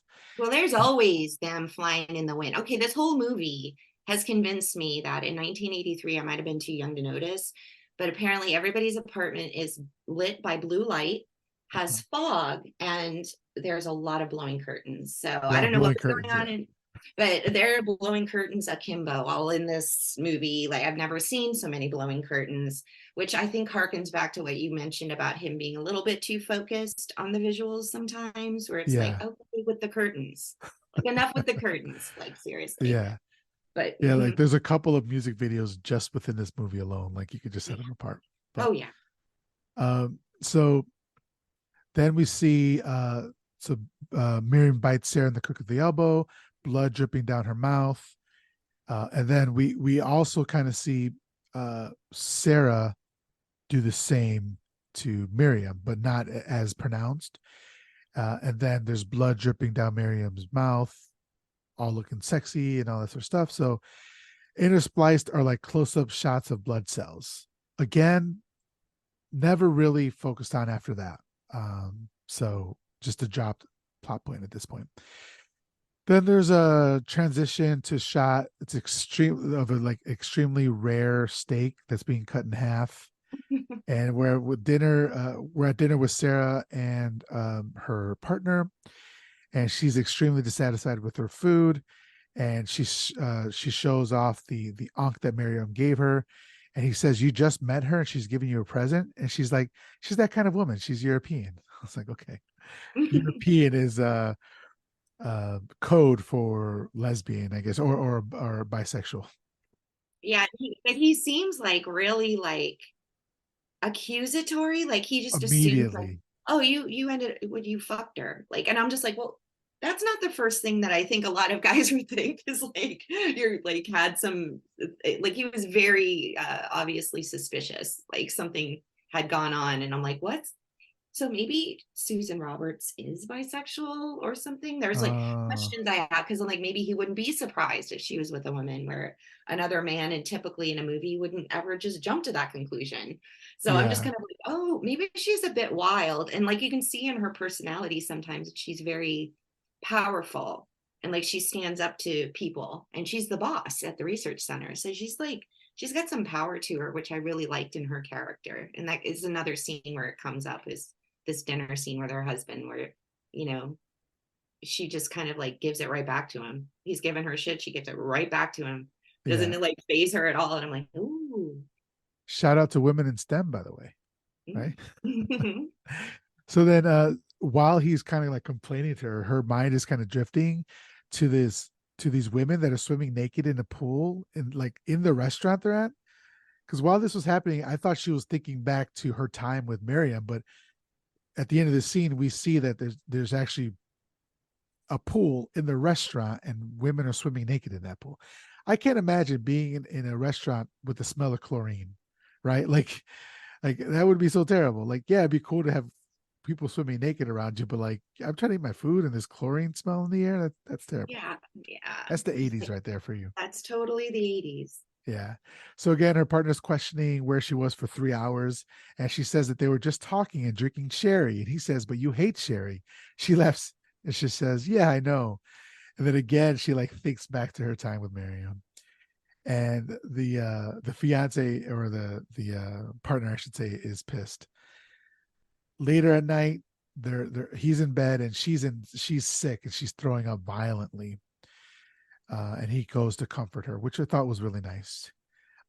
Later at the clinic, they're looking at her blood and says that it's as if two strains of blood are there fighting for dominance. They say one of the strains is foreign blood that isn't human, and it's very similar to humans, but is more resistant.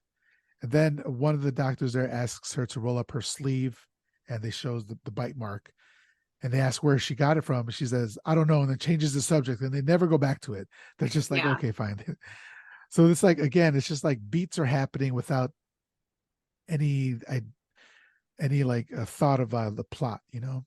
Yeah, it is like it does end up being kind of like a very like cryptic exercise in of a movie because it doesn't ever really give you anything. But I'm not mad about that because whether it's by design or not, like whether it just things got cut that made the plot a little bit nebulous, or if they made it like that. Like I like it when you're not spoon fed the answers, you know. And this Yeah. is such got such an like an artsy kind of surreal, like dreamlike kind of essence to the whole movie that I think it fit where you're not getting the complete picture. It's kind of like leaving it up to you. Like, what do you think this blood thing was? And what do you think the monkeys meant? And what do you think happened? So it made me scratch my head for a little bit after and go, what did happen there? You know, Yeah. So that was, yeah, like you said, like they kind of hint to things. Like there's a scientific proposition here that maybe like I don't know what it has to do with monkeys or if it has to do with just the animal nature or something, but and they never really explain the premature aging. It just happens and it's dealt with, but they didn't really explain like why is it happening, right? Yeah. And they're right on the cusp of doing that, like when they're mentioning the blood and stuff.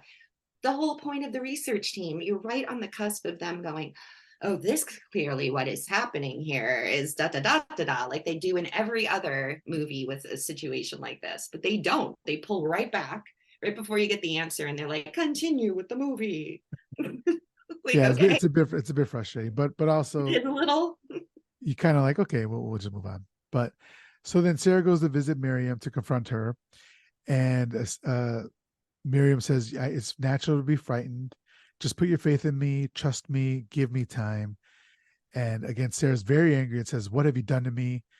And she says, she's given you something you never dared dream of, everlasting life. The blood in your veins is mine.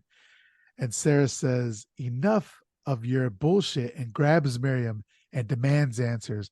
And Miriam grabs Sarah again. It says enough and just tosses her across the room. This is where we see a bit of that strength that we know vampires to have. Yeah. And And Miriam, Sarah's just like, after that, she just sits there like, okay. she's like, I need to sit my ass down. And then Miriam tells her that how she did it. She made an incision. I took your blood and then you took mine. You belong to me.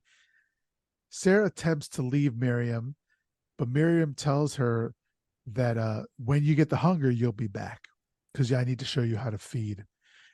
Miriam notices that Sarah scratched her cheek and tastes her own blood. Then Sarah calls Tom, her partner, but he is not there. Sarah sees Miriam in the reflection, or at least she thinks she sees her.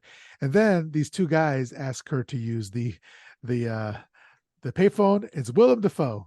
Baby Willem Dafoe. I couldn't Always love to see a believe it. Willem Dafoe.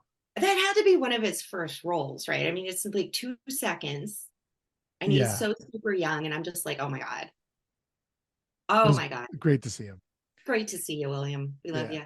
So then he goes. So Sarah goes back to Miriam's house.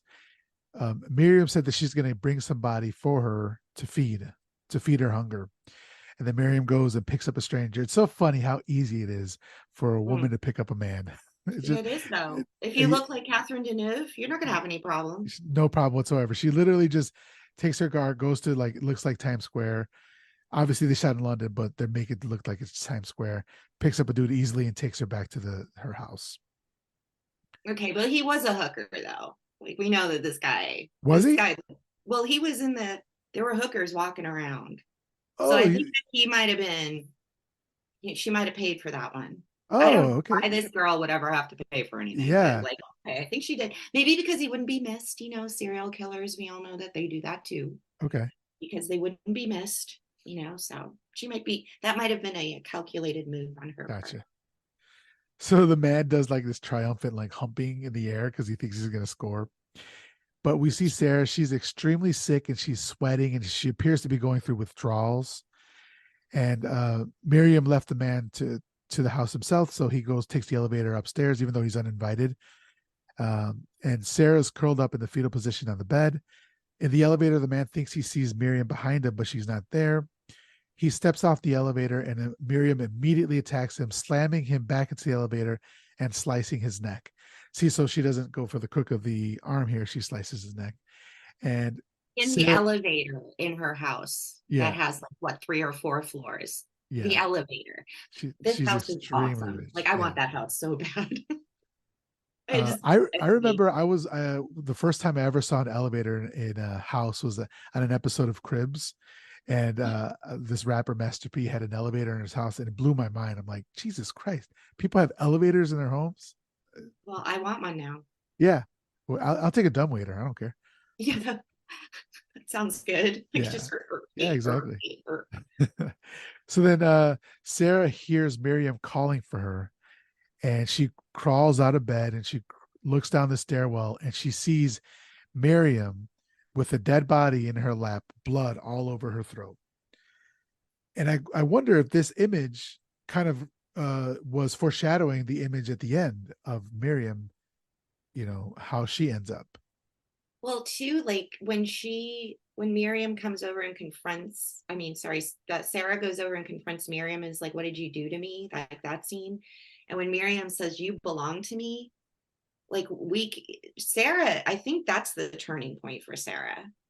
I think like Sarah is like, hell no. Like once she said, "You belong to me," the kind of woman that we see Sarah to be, that is not going to sit well with her. Yeah, So like when she has to come to her to feed, like she knows that, but very aptly, and she follows the direction and she sees. So I think you're right. Like she looks down at Miriam with this victim covered in blood, and you see Sarah's face for a minute just staring at her. yeah, And I think like she's like, oh, like I know what I must do. Like I think like she's resolved, like she's not going to live this way, but she's got to go through the motions so that she can do what she needs to do, which is coming soon. yeah, But I think that she's a very, very strong woman who is not going to be owned by anyone. And I think like she already knows that. So, like that's my theory of Dr. Roberts. I think that she's already like, I'm taking you down, yeah. I bitch. like that. So then Tom shows up at the apartment looking for Sarah. Miriam lets him in and tells him that she's upstairs on the second floor in the bedroom. He goes up to see her and puts her robe on because she is trembling and shaking, and she says she's cold. And she starts immediately kissing him, and he pulls her away, or pushes her away, I should say. And Sarah sees Miriam looking over her shoulder and realizes what Miriam is trying to get her to do and pushes Tom away and tells him to leave. He refuses and says that he loves her, and she draws him closer to her and grabs her necklace. Then downstairs with Miriam, we hear a body thud to the floor. We see in Miriam's thoughts, she's harkening back to her time in Egypt, and she's just killed an Egyptian. And I'm thinking, wait, I know they're not trying to pass her off as Egyptian, but so she has to be even older than the Egyptian, the Egypts or some the Egyptians, I should say, because obviously Catherine Deneuve is French. So maybe I don't know what they're trying to say here, but it's cool to think that she's that old, and that's why she's always rocking the ankh. Yeah, or maybe the lineage goes back that far or something, Right. like something like that. Yeah. And then so this looks very stylish. Later, as Miriam is playing the piano, Sarah walks in with blood dripping down her neck and all over her lips, and this perverse smile on her face. Looks awesome. Looks so fucking cool. And Miriam says, "It wasn't nearly as hard as you thought it would be," or asks, "It wasn't nearly as hard. It wasn't nearly as hard as you thought it would be." And Sarah says, "No." Then Miriam kind of gives her the rundown. You're going to sleep for 6 hours for every 24 hours. You're going to feed one day of every 7 days. And from this moment on, you will never grow old, not a minute. You'll be young forever. You're part of me now, and I cannot let you go. Which we know is bullshit by now. Yeah, Like she's she's not gaslighting. gonna live forever and be never grow old. Well, she'll live forever, but she's at some point she's gonna grow old, just like John did and all of our coffin dwellers upstairs. Yeah, so she lies to Liar, she her. lying. She says to live forever with no release, no end, and I need you to share it with me. Mm. After a little while, you forget what you were and you'll begin to love me as I love you. As they kiss, Miriam tells her forever and ever. As she's caressing her neck, Sarah reaches for the knife on her neck and yanks it off and stabs her own throat, stabs herself right in the throat. What did you think when this happened? Yeah. So that's the key, right? That's how you kill the mama vampire, right? So the only she figured it out because she is an expert in this stuff, right? So like she's figured this out. somehow like the key to this. And she's like, okay, I'm gonna take her down. So she apparently all of Miriam's former partners have never tried this before, as far as we know, and they all come to this gruesome end. Dr. Roberts has seen what happened to John because she saw him aging in her office. So she's putting all this together and she's like, okay, I'm done. I'm not going to be doing this. So she slices her throat. And this is where I think like there's something to do with Miriam being the master vampire, and like her life force is dependent on the life force of her minions or her children or whatever you call them, or partners. Because like it's when Susan Sarandon slices her own throat, we see something starts to happen that to Miriam that I don't think has ever happened to her before. Would you say what it is? Yeah, oh yeah, Miriam starts to grow old. She starts to oh well, that hasn't happened yet. Yeah, that happens later on, right? It happens later Okay, on, yeah, but okay, yeah. Miriam ends up kind of succumbing to the same fate as her Yeah. partners do. But like that seems to have never happened to her before. So this is like Dr. Roberts figured out the key to actually taking down this master vampire, I guess, for lack of a better word. So I want to talk about that when we get there because I was a bit confused, and it Yeah. sounds like you have a good handle on it. So Sarah continues to kiss her and has blood flowing everywhere, and she falls to the floor, blood spilling on the ground. Miriam asks her to stay, but Sarah says she cannot, and she quote unquote passes away, at least as much as she can, right?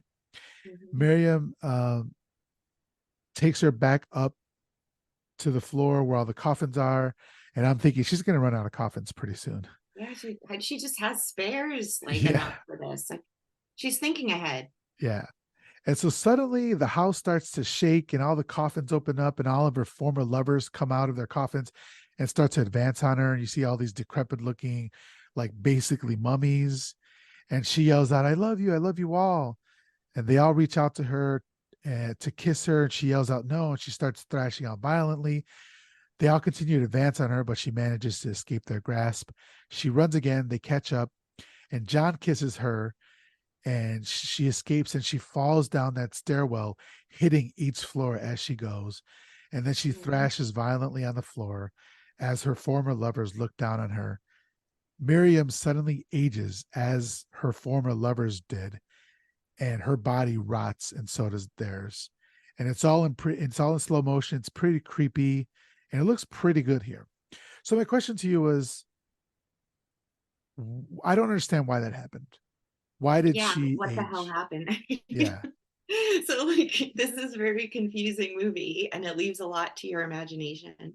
But here's what I think happened, because there's a lot of little Easter eggs hidden in there that like, so her former lovers that were up in there all kind of come out like zombie like, and they're all like ooh, and then and descend upon her and push her down, and she's going down through like the middle of the stairwells and hitting each level. And I think each level is representative, like each time she hits it's like representative of one of her past partners, like the amount of people and the Oh, amount of hits like and stairs that like she's hitting as she goes down.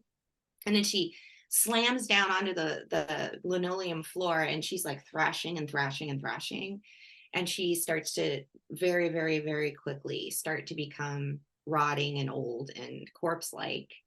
And all of her minions or whatever kind of disintegrate and just kind of they're released, like they got released. Now why did that happen? It's like because they killed the mama vampire. But the very confusing part is then what comes next.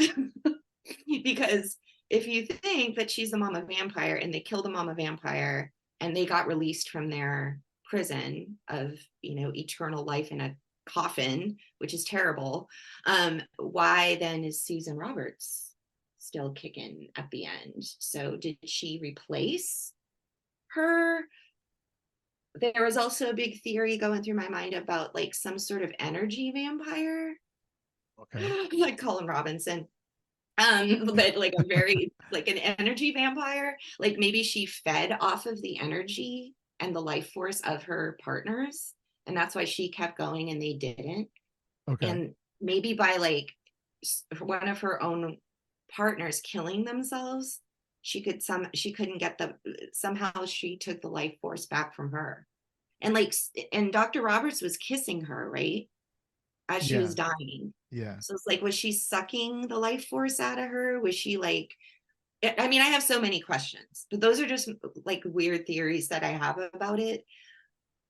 I don't know exactly why why she died like that, and I don't know why the power got passed on to Dr. Roberts, but it's just like I loved every minute of it. I thought it was really a good ending for Miriam's character and well deserved. But the fact that like Susan Roberts ends up in the last scene yeah, being all like has her in a coffin and she's all blowing curtains everywhere, you know, just like looking out, and you can tell like she's got a sexy kind of concubine. There's mhm. people playing music. It's very Miriam-esque, like she's become the new Miriam. And that part I didn't like. Yeah. So so let's get there. So some time has passed. We hear it's detective. He's looking for Mrs. Blaylock, but we see that there's an agent there. Um, the agent is saying that he's handling the sale of the house.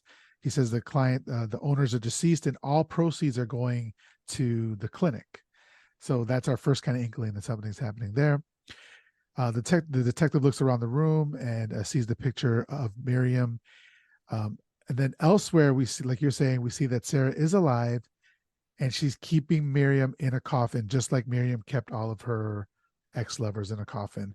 Sarah looks out over New York City as Miriam yells out her name from the coffin, supposedly to live on forever and ever in eternity in the rot in the earth. Um, and so the reason why, and I kind of, you said that you don't like that ending. Well, this ending was tacked on by the studio. Oh, well, of course it Yeah, was. There you they go. they wanted to leave it on, so they shot this after the movie was already done, I believe, and so they added it on because they wanted to leave the possibility of sequels. Susan Sarandon later expressed regret that the sequence seemed to make no sense in the context of the rest of the film. She said the thing that made the film interesting to me was this question of, would you want to live forever if you were an addict? But as the film progressed, the powers that be rewrote the ending and decided that I wouldn't die. So what was the point? All the rules that we'd spent the entire film delineating, that Miriam lived forever and was indestructible, and all the people that she transformed eventually died, and that I killed myself rather than be an addict, those all were all ignored. Suddenly I was a kind of living, she was kind of half dying. Nobody knew what was going on, and I thought that that was a shame. Here, So here, Susan. yeah, like so they tacked that on, and I didn't like it because this was a very classy, very like kind of movie that knew where it was going, and then at the end, all these zombie vampires just come out of, like, this felt very, I don't know, like out of place to have all these dead lovers come back, or they could have done it a different way. I don't know. It was off putting to me. It definitely hurt the rating of the movie for me. Don't like the ending very much. Yeah, I I agree. like that Miriam got her comeuppance, and that she ended up in the casket, but how we got there seemed very rushed and very immature. This whole movie has been so mature Mm. and like so well crafted, and then at the end, it's just like, all right, now it's time to. Felt very B horror movie to me. Yeah, I agree with you. And it's, I think that if she just kind of like maybe died in Sarah's arms or something, or there was some, you know, she could have still rotted away, but like in Sarah's arms, and Sarah could have been like, and then put her in the casket, and then the end, right? Yeah, very But like, Tales from yeah, the Crypt ending. yes, very. That's what I was thinking. Yeah, It was like a bunch of crypt keepers coming out and being like, yeah, but that was inappropriate. yeah. And then, you know, like Dr. Roberts being like, she seemed very content to be like this new, you know, femme fatale of the, like, no, no, no, that's not, that doesn't seem like her personality at all. Right. She actively fought against it, but she Exactly. ends up Yeah. that way. So, yeah, it did kind of like take everything and just throw it out the window at the end. And that was a big, Yeah. So that's the ending of The Hunger from 1983. So what we do, as you're aware of, we rate the movie out of 5 upside down crosses. Mhm. So what would you give The Hunger from 1983, and what were your overall thoughts on it? I'm going to give it 3.5 upside down crosses Mhm. because I did enjoy it. I thought it was an interesting take on vampires. I thought it was very visually appealing. It was very female empowering. It was gorgeously crafted movie. Um, but the ending just that just didn't make sense for me. And as much as Yeah. like you heard all my theories, like I've really tried to wrap my brain around it. I still don't know, like so I think that it failed at the end for me, but it is something I definitely would recommend other people would see. And I definitely am glad I saw it. 3.5 upside down crosses. Nice. I, 3.5. I'm gonna do it as well. I was when coming into this movie, I was at 4 upside down crosses, and I don't think this has ever happened before, where I actually removed a half a point just talking with you about it and like getting my thoughts out. But yeah, that ending is so unforgivable, and also like the kind of shoot in plot lines of like her being the I like that she was a doctor and she knew about the stuff, but they kind of just left that at the wayside. And this was a short movie. It was like an hour 36 minutes.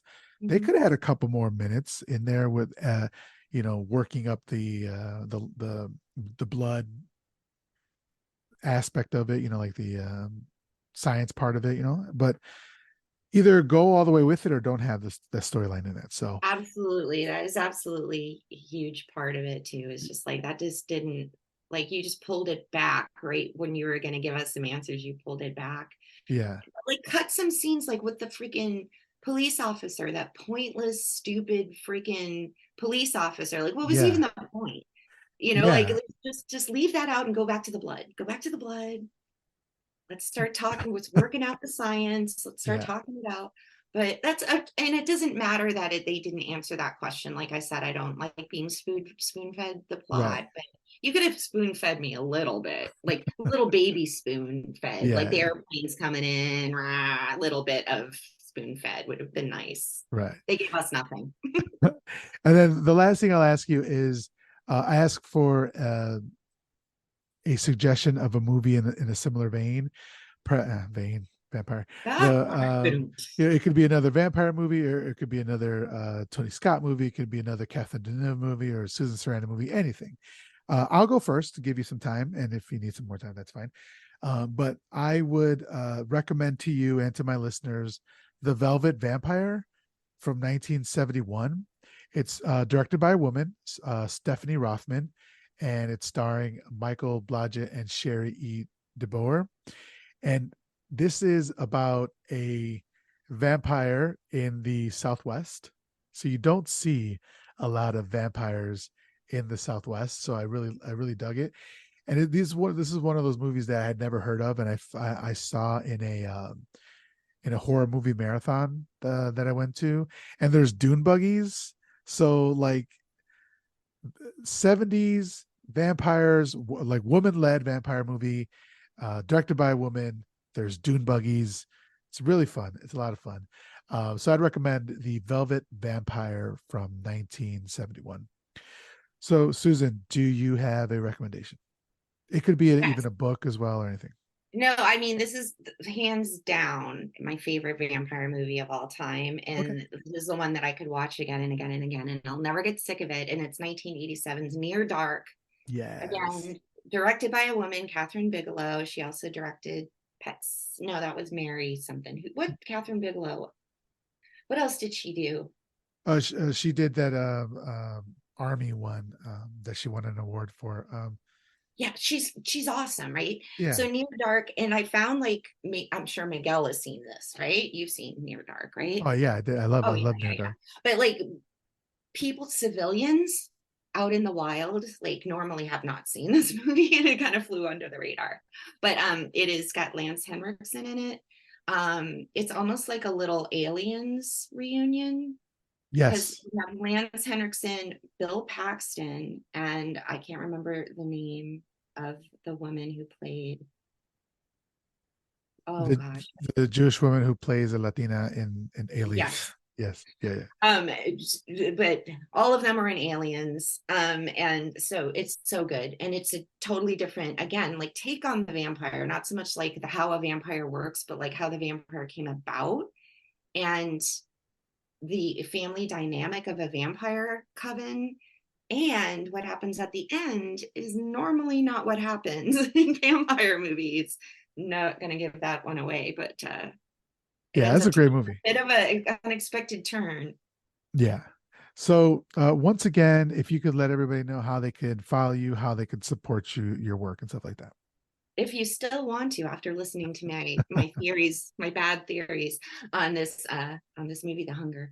But yeah, you can catch me on YouTube, Instagram, Facebook, all under Sharksploitation Sunday. And you can find my work on Madness Heart Press, Amazon, and Godless. Right. Susan, thank you so much for being on. I really appreciate it. It's always a fun time having you on the show, and you pick great movies. So Oh, I thank you had so a much. blast, and I'm glad I saw this movie finally. Finally. Now you got your goth cred back. Yay! All right, everybody, thank you for listening, and we will talk to you next week.